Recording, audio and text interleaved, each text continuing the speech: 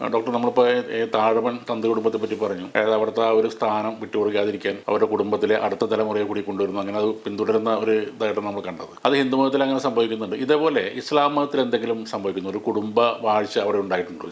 അങ്ങനെ ഇസ്ലാമിൻ്റെ ചരിത്രത്തിൽ ഇന്ത്യയിൽ എങ്ങനെയും നടന്നിട്ടുണ്ടോ? ഇസ്ലാമിൻ്റെ ചരിത്രത്തിൽ അത് നമുക്ക് പല ഘട്ടങ്ങളിലും നമുക്ക് കാണാൻ പറ്റും.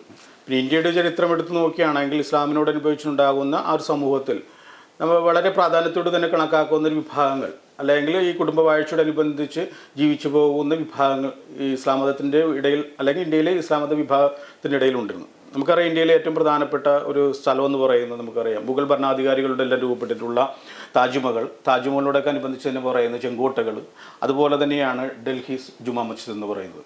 അപ്പോൾ ഡൽഹി ജുമാ മസ്ജിദ് എന്ന് പറയുന്നത് തലസ്ഥാന നഗരിയിലെ ഏറ്റവും പ്രധാനപ്പെട്ട ഒരു മുസ്ലിം ആരാധനാലയമാണ്. പഴയതാണത്.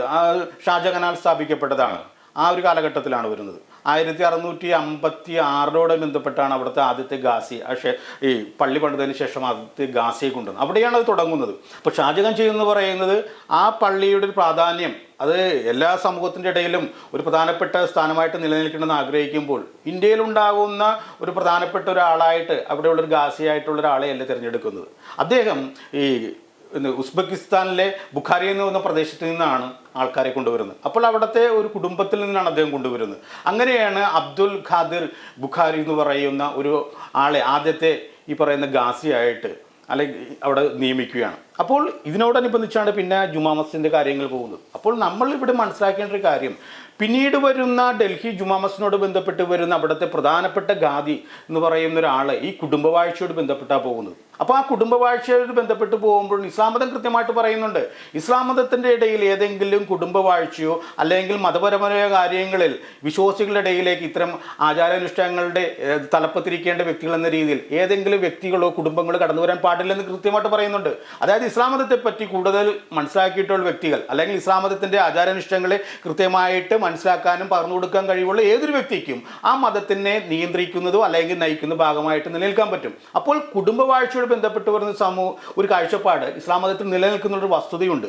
അപ്പോൾ ഇതെല്ലാം നിലനിൽക്കുമ്പോഴും ഡൽഹി ജുമാ മസ്ജിദിലെ ഈ ഗാസിയെ ഏറ്റവും പ്രധാനപ്പെട്ട ഒരു ആളായിട്ട് തന്നെ ഇസ്ലാം മത സമൂഹം കണക്കാക്കുന്നുണ്ടെന്ന് മാത്രമല്ല, അത്തരം അവകാശങ്ങൾ വിട്ടുകൊടുക്കാൻ ഈ ബുഖാരി കുടുംബക്കാർ ഒരിക്കലും ശ്രമിച്ചിട്ടുമില്ല. അവർ അവരുടേതായിട്ടുള്ളൊരു പൈതൃകപരമായിട്ടുണ്ടാകുന്ന ഒരു കാഴ്ചപ്പാടിലൂടെയാണ് ഇന്ന് മുന്നോട്ട് പോകുന്നത്. നമുക്കറിയാം 2014 അവിടെ നടക്കുന്ന പ്രത്യേകത എന്ന് പറയുന്നത്, അതായത് 13ാമത്തെ ഗാസിയാണ്. 13ാമത്തെ ഗാസിയായിട്ടുള്ള അഹമ്മദ് ബുഖാരിയുടെ മകനെ അടുത്ത തലമുറയിൽ, അതായത് ഉപഗാസിയായിട്ട് അല്ലെങ്കിൽ അടുത്ത ആളായിട്ട് നിയമിക്കുന്ന ഒരു ചടങ്ങുണ്ട്. ആ ചടങ്ങെന്ന് പറയുന്നതാണ് ഇവിടെ ഇന്ത്യയിലെ ഏറ്റവും വലിയ കോലാഹലം ഉണ്ടാക്കിയൊരു സമയമാണ്. കാരണം ആ കാഴ്ചപ്പാട് പോലും അദ്ദേഹം എടുക്കുന്നത്, അതായത് അദ്ദേഹം പറഞ്ഞു വെക്കുമെന്ന് പറയുന്നത് ഇത് കുടുംബപരമായിട്ടുണ്ടാകുന്ന ഞങ്ങളുടെ ഒരു അവകാശമാണെന്നും ഇസ്ലാമിക ലോകത്ത് ഞങ്ങളുടേതായിട്ടുള്ള ഒരു അപ്രമാദിത്വമുണ്ട്, ആ അപ്രമാദിത്വത്തിലൂടെ മാത്രമേ ഞങ്ങൾ നിലനിൽക്കൂ എന്ന് പറയുന്നത്. അപ്പോൾ ഇതിനോടനുബന്ധിച്ചുള്ള ആ ചടങ്ങിൽ ഇവിടുത്തെ കാലഘട്ടത്തിൽ മനസ്സിലാക്കേണ്ടത്, അന്ന് നരേന്ദ്രമോദി എന്ന് പറയുന്ന അദ്ദേഹമാണ് ഇന്ത്യയിലെ പ്രധാനമന്ത്രി എന്ന് പറയുന്നത്. പക്ഷേ ഈ ചടങ്ങിനോടനുബന്ധിച്ചുണ്ടാകുന്ന കാര്യങ്ങളിൽ ഇന്ത്യയിലെ പ്രധാനമന്ത്രിയെ ഈ ചടങ്ങിൽ അദ്ദേഹം ക്ഷണിക്കുന്നില്ല. പക്ഷേ അതേസമയം പാകിസ്ഥാനിലെ പ്രധാനമന്ത്രി ആയിട്ടുള്ള നവാബ് ഷെരീഫിനെ അദ്ദേഹം ആ ചടങ്ങിലേക്ക് ക്ഷണിക്കുന്നുണ്ട്. അവിടെയാണ് നമ്മൾ ഇതിൻ്റെ അപ്രമാദിത്വം എന്ന് പറയുന്നത്. കാരണം ഇസ്ലാമിക ലോകം ആക്രമിക്കപ്പെടുകയാണ്, വിശ്വാസി സമൂഹം ആക്രമിക്കപ്പെടുകയാണെന്നുള്ള ചില കാര്യങ്ങളെ മുൻനിർത്തിക്കൊണ്ട് സമൂഹത്തിൻ്റെതായിട്ടുള്ള, അതായത് പ്രത്യേകിച്ച് ഇസ്ലാമിക സമൂഹത്തിൻ്റെതായിട്ടുള്ള ഐക്യം മുന്നോട്ട് വെക്കുന്ന ചില ആൾക്കാർ ഇന്നും ഇസ്ലാമിക സമൂഹത്തിൽ നിലനിൽക്കുന്നുണ്ട്.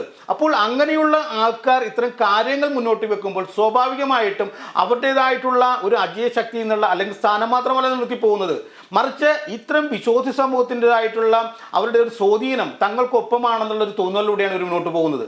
പക്ഷേ ഇങ്ങനെ പറയുമ്പോഴും ഈ ഇന്ത്യയിലെ പ്രധാനമന്ത്രിക്കെതിരെ ഉണ്ടാകുന്ന ഇത്തരം നടപടികൾ ഇവർ പറയുന്നത്, അതായത് ആ ഗാസി എന്ന് പറയും, അഹമ്മദ് ബുഖാരി എന്ന് പറയും, എന്തുകൊണ്ടാണ് നിങ്ങൾ അന്ന് ഇങ്ങനെ ഒരു കാര്യം ചെയ്തതെന്ന് ചോദിക്കുമ്പോൾ അദ്ദേഹം പറയുന്നത് ഇന്ത്യയിലെ മുസ്ലിങ്ങളെ നരേന്ദ്രമോദിക്ക് ഇഷ്ടമല്ല, അതുകൊണ്ട് നരേന്ദ്രമോദിയെ ഇന്ത്യയിലെ മുസ്ലിങ്ങൾക്ക് ഇഷ്ടമല്ലെന്നാണ് പറയുന്നത്. അപ്പോൾ ഇങ്ങനെയെല്ലാം പറയുന്ന ഒരു കാലഘട്ടം എന്ന് പറയുന്നത് മനസ്സിലാക്കേണ്ടത്, ഷാജഹാനാൽ നിവർത്തിക്കപ്പെട്ടിട്ടുണ്ടാകുന്ന ഒരു ചടങ്ങുണ്ട്. ആ ചടങ്ങിൻ്റെ ഭാഗമായിട്ടാണ് പിൻകാലത്ത് ഇത്തരം ഗാസിമാർ അവരുടെ കുടുംബവാഴ്ചയോട് ബന്ധപ്പെട്ട് നിലനിന്ന് പോകുന്നു. അപ്പോൾ അത്തരം അധികാരങ്ങൾ എന്ന് പറയുന്നത് രാജകീയമായ ഒരു അധികാരത്തിന് തുല്യമാണ്.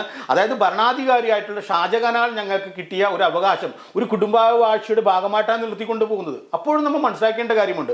ഇതിനെയെല്ലാം ചോദ്യം ചെയ്യുന്ന വിഭാഗങ്ങൾ കേരളത്തിൽ തന്നെ ഉണ്ടായിട്ടുണ്ട്. ഈ ഒരു സമൂഹത്തിൽ നിന്നുകൊണ്ടാണ് ബാബറി മസ്ജിദിന്റെ തകർച്ച ഉണ്ടാകുന്നത്. ബാബറി മസ്ജിദിന്റെ തകർച്ച ഉണ്ടാകുമ്പോൾ അന്ന് കേന്ദ്രം ഭരിക്കുന്നത് കോൺഗ്രസ് ആണ്, കേരളത്തിലെ ഭരണകൂടം എന്ന് പറയുന്നത് കോൺഗ്രസ് ആണ്. അപ്പോൾ ഇത്തരം കാര്യങ്ങൾ ഉണ്ടാകുമ്പോൾ ഇന്ത്യയിലെ മുസ്ലിങ്ങൾ മുഴുവൻ കേന്ദ്ര സർക്കാരിനോട് ബന്ധപ്പെട്ട് വരുന്ന വിഭാഗങ്ങളെ എതിർക്കുമ്പോൾ ഈ പറയുന്ന പള്ളിയിലെ ഗാസിയും ഈ പറയുന്ന കോൺഗ്രസ് ഭരണകൂടത്തിനെതിരെ നിൽക്കുന്നുണ്ട്. അങ്ങനെ നിൽക്കുന്ന സമയത്ത് കേരളത്തിലെ കോൺഗ്രസിനോടനുബന്ധിച്ചുള്ള മുസ്ലിങ്ങൾ മാത്രമാണ് ഈ ഒരു ഭരണ രീതികളെ എതിർക്കാതെ നിലനിൽക്കുന്ന വിഭാഗം എന്ന് പറയുന്നത്. അതായത് കോൺഗ്രസിനോടനുബന്ധിച്ചുണ്ടാകുന്ന ചെയ്തികളായിരുന്നു ബാബറി മസ്ജിദിന്റെ തകർച്ചയെന്ന് വിശ്വസിക്കുന്ന മുസ്ലിം സമൂഹത്തിൽ നിന്നും വളരെ വ്യത്യസ്തമായ ഒരു കാഴ്ചപ്പാടാണ് കേരളത്തിലെ കോൺഗ്രസിനോടൊപ്പം നിലനിൽക്കുന്ന മുസ്ലിം സ്വീകരിച്ച്.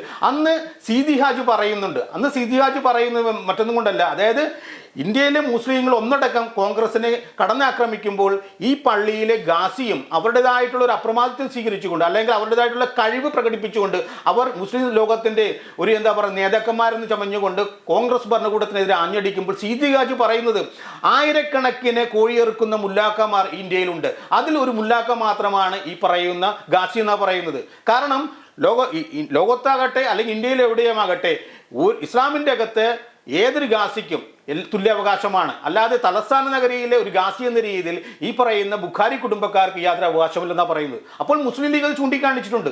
മുസ്ലിം ലീഗ് ചൂണ്ടിക്കാണിക്കുമ്പോൾ നമ്മൾ മനസ്സിലാക്കേണ്ടത് 2024 സമസ്തയുടെ നേതാവായിട്ടുള്ള ഉമർ ഫൈസി ഉണ്ട്. ഉമർ ഫൈസി മുക്കം പറയുന്നത് ഈ കേരളത്തിലെ ബന്ധപ്പെട്ട് വരുന്ന മുസ്ലിം ലീഗിനോട് ബന്ധപ്പെട്ട് വരുന്ന അല്ലെങ്കിൽ സുന്നി വിഭാഗങ്ങളോട് ബന്ധപ്പെട്ട് വരുന്ന പള്ളികളുടെ പ്രധാനപ്പെട്ട മഹല്ലുകളുടെ കേന്ദ്രീയ സ്ഥാനം അലങ്കരിക്കുന്നത് നമ്മുടെ സാദിഖ് അലി ശിഹാബ് തങ്ങളാണെന്നാണ് പറയുന്നത്. അപ്പോൾ തങ്ങൾ വിഭാഗങ്ങളോട് ബന്ധപ്പെട്ട് വരുന്ന ഒരു അപ്രമാദത്വം കേരളത്തിൽ നിലനിൽക്കുന്നുണ്ട് തന്നെയാണ് സമസ്തയുടെ നേതാവ് മുഷവറ അംഗമായിട്ടുള്ള ഉമർ ഫൈസി പറഞ്ഞു വെച്ചത്. അപ്പോൾ കേരളത്തിൽ പോലും ഇത്തരം ഒരു കുടുംബവാഴ്ച ഉണ്ടെന്ന് പറയുമ്പോഴും അത് പിൻകാലത്ത് ചർച്ചയ്ക്ക് എടുക്കാതെ അല്ലെങ്കിൽ പുറം ലോകത്തേക്ക് വലിയൊരു ചർച്ചയ്ക്ക് കാരണമാകാത്ത രീതിയിൽ ഒതുക്കി തീർത്തെങ്കിലും ഈ കേരളത്തിൽ പോലും ഈ ഒരു കുടുംബവാഴ്ച നിലനിൽക്കുന്നുണ്ട്. നമുക്ക് പറഞ്ഞു വെക്കാൻ പറ്റുന്നത് ഈ കേരളത്തിനോടനുബന്ധിച്ചുണ്ടാകുന്ന രാഷ്ട്രീയ നേതൃത്വത്തിൻ്റെ ഉണ്ടാകുന്ന ഒരു താല്പര്യമാണെന്നാണ് അന്ന് ഉമർ ഫൈസ് പറഞ്ഞു വെക്കുന്നത്. ആ രാഷ്ട്രീയ നേതൃത്വത്തിന് താല്പര്യം എന്ന് പറയുന്നത് കുടുംബവാഴ്ച തന്നെയാണ്. പ്രത്യേകിച്ച് തങ്ങൾ കുടുംബം എന്ന് പറയുന്ന പ്രൊഫറ്റ് മുഹമ്മദുമായി ബന്ധമുള്ളവരാണെന്ന് പറയുമ്പോൾ ആ കുടുംബക്കാർക്ക് സമൂഹം കൽപ്പിച്ചു കൊടുക്കുന്ന ഒരു അപ്രമാദിത്വമുണ്ട്, അല്ലെങ്കിൽ അവരുടേതായിട്ടുള്ള അവകാശങ്ങളുണ്ട്. ആ അവകാശങ്ങളോട് ബന്ധപ്പെട്ടാണ് ഈ തങ്ങൾ കുടുംബം ഇന്നും നിലനിൽക്കുന്നതിനാണ് ഉമർ ഫൈസി പറഞ്ഞു വെച്ചത്. അപ്പോൾ മുസ്ലിം ലീഗിൻ്റെ അകത്തു നിന്നുള്ള ഒരു ആൾ ഡൽഹിയിലെ ജുമാ മസ്ജിദിലെ ഗാസിക്കെതിരെ പറഞ്ഞ ഒരു വികാരമുണ്ട്. ആ വികാരം ഇന്നും മുസ്ലിം ലീഗ് ഉൾക്കൊള്ളുന്നുണ്ടെന്നാണ് മനസ്സിലാക്കേണ്ടത്. അപ്പോൾ ഇസ്ലാം മതത്തിൻ്റെ അകത്തും ഇസ്ലാം മതം അത് പറയുന്നില്ല എങ്കിലും ഇസ്ലാം മതം നിശ്ചിതമായി അതിനെ എതിർക്കുന്നുണ്ട്. അതുകൊണ്ടാണ് ഇസ്ലാം മതത്തോട് ബന്ധപ്പെട്ട് വരുന്ന ഒരാൾക്ക് ഡൽഹി പള്ളിയിലെ അല്ലെങ്കിൽ അവിടുത്തെ ഗാസിക്കെതിരെ സംസാരിക്കാൻ പറ്റിയത്. അപ്പോഴും ആ ഒരു ആശയം ഇസ്ലാം മതത്തിൻ്റെ അകത്ത് നിലനിൽക്കുന്നുണ്ട്. എന്നിട്ട് പോലും കേരളത്തിൽ പോലും കുടുംബവാഴ്ചയോട് ബന്ധപ്പെട്ട് വരുന്ന ഒരു രീതി ഇസ്ലാം മതത്തിൻ്റെ അകത്ത് നിലനിൽക്കുന്നുണ്ട്. കാലങ്ങളായി അത് അവർ അനുഭവിച്ചു പോവുകയാണ്. അത് നിലനിർത്തിക്കൊണ്ടു പോകാനുള്ള ശ്രമങ്ങളുമായിട്ട് അണികളിൽ നിലനിൽക്കുന്നുണ്ട്. അപ്പോൾ അത് ഹിന്ദു മതത്തിൻ്റെ ഇടയിൽ മാത്രമല്ല, എല്ലാ മതവിഭാഗങ്ങളും വിശ്വാസികളെ നേതാക്കന്മാരായി ചമഞ്ഞുകൊണ്ട് അവരുടേതായിട്ടുള്ളൊരു കുടുംബവാഴ്ച കാഴ്ചവെക്കാൻ ആഗ്രഹിക്കുന്നുണ്ട്. അത് ഇസ്ലാമിലും പ്രാവർത്തികമാണെന്നാണ് നമുക്ക് പറയാൻ പറ്റുന്നത്.